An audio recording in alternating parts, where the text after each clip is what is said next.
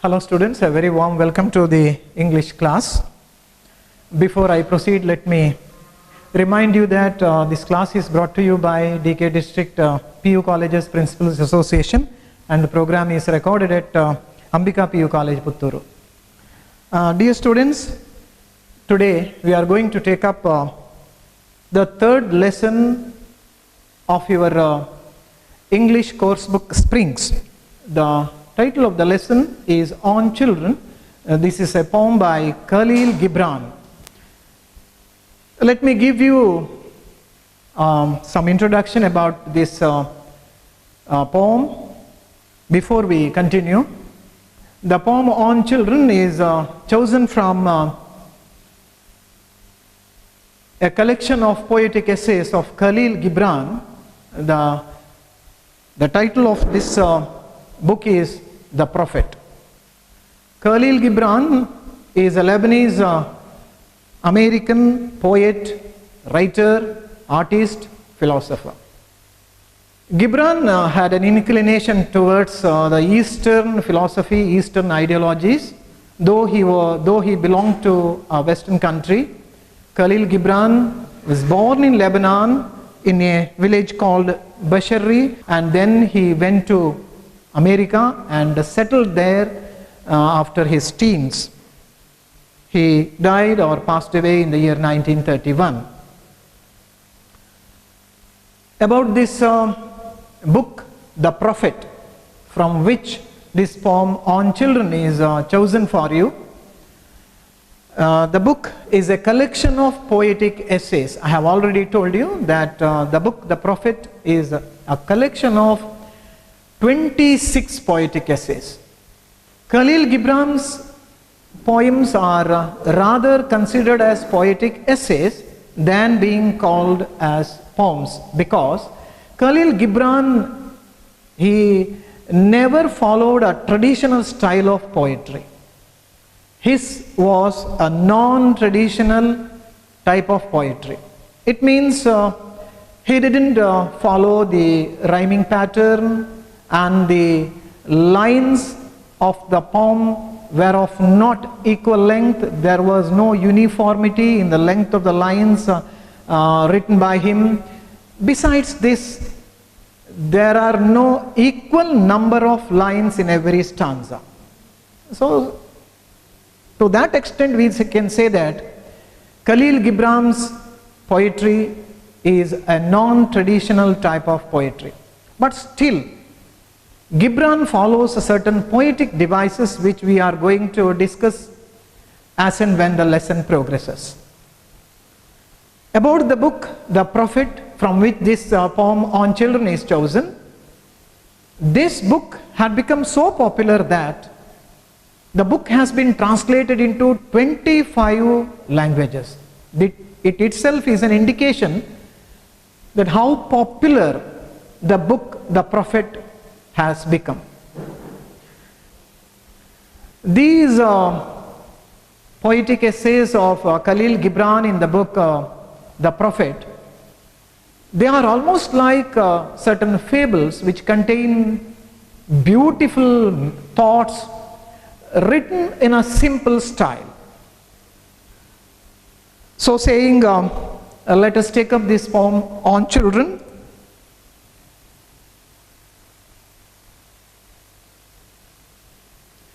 Dear students, before we proceed, let me ask you a couple of questions as a pre-reading activity.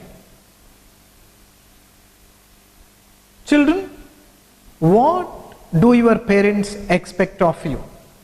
Usually the parents have a lot of expectation about their children. What are the expectations of your parents of you? I think many of our parents either want you to become exactly what they are. Some of the parents, they don't want you to become what they are right now. So there are many such wishes or the wants of your parents. What do you think? Do you feel somewhat like irritating when your parents want you to achieve something as per their wishes? Have you ever felt your parents are too possessive or demanding? If so, why do they think so, or why are they so possessive about you? Possessive in the sense, I would like to give you an example. Many of the parents, they consider their children as a property, and as the property belong to them, they also consider that you also belong to them. So saying, they are very, very possessive or demanding. They have so many demands from you. So this is the pre-reading activity, and I think the answer for all these questions, if I put it in a nutshell, is like this. Many of us, the children, they don't like our parents being too possessive about ourselves. I hope I am right. So, before I proceed, before I discuss about this poem on children, let me read this poem, and I request you all to listen to me attentively. You can find a very nice picture about this poem on children drawn by the artist. Here we go. The poem on children. And a woman who held a babe against her bosom said, "Speak to us of children." And he said, "Your children are not your children." I repeat, and a woman who held a babe against her bosom said, "Speak to us of children." And he said, "Your children are not your children. They are the sons and daughters of life's longing for itself. They come through you, but not from you. And though they are with you, yet they belong not to you. You may give them your love, but not your thoughts, for they have their own thoughts. You may house their bodies, but not their souls, for their souls dwell in the house of tomorrow, which you cannot visit, not even in your dreams. You may strive to be like them, but seek not to make them like you. For life goes not backward, nor tarries with yesterday. You are the bows from which your children, as living arrows, are sent forth. The archer sees the mark upon the path of the infinite, and he bends you with his might, that his arrows may go swift and far. Let your bending in the archer's hand be for gladness, for even as he loves the arrow that flies, so he loves also the bow that is stable. This is the poem on children. Dear students, about the background of this poem, the very first line suggests this. And a woman who held a babe against her bosom said, "Speak to us of children." I have already told you that this poem on children is being chosen from Khalil Gibran's book, The Prophet. And these poetic essays, almost 26 poetic essays of this book, The Prophet, is nothing but the story of a prophet. Once he went to a kingdom and was there for many days, and one day he was about to depart from that kingdom. Before his departure, a large number of people gathered around him, and they started asking questions to him one after the other. And those questions were of different issues like love, marriage, eating, drinking, religion, joys, sorrows, good, evil, etc. and etc. there appeared also a woman, a lady, who was carrying a small newborn baby in her bosom, and said, and she asked the prophet one pertinent question, and her question was to get the prophet's perspective or views about children. And she says, as it is given here in this poem, speak to us of children. She wanted to get the prophet's views or opinion about children. And he said, dear students, look at the second line, and he said. What does he here refer to? Does it refer to the child? Does it refer to the poet? Or does it refer to the prophet? I think you agree with me that the correct answer is, he in this line refers to the prophet. The prophet says, he said. Look at the third line, very, very interesting. Your children are not your children is the opening remark.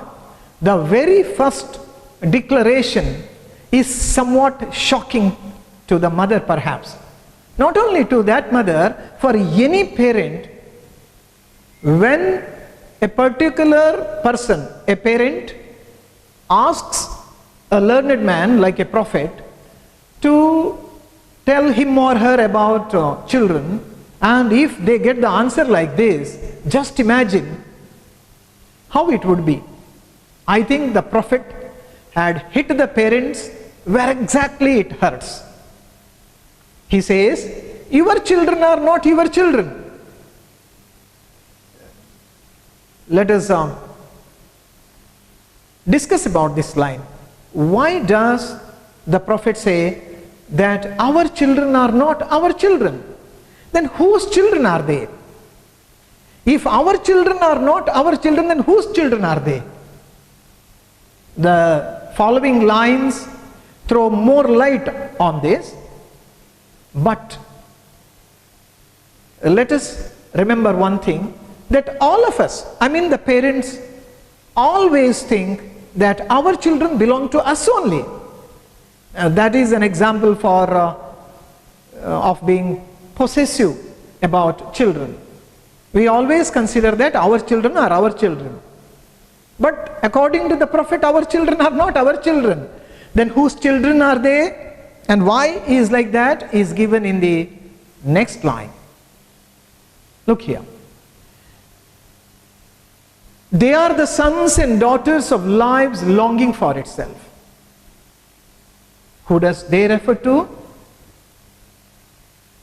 Dear students, you have a chapter on pronouns in your workbook, the very first chapter, and some other lecturer will discuss about pronouns later.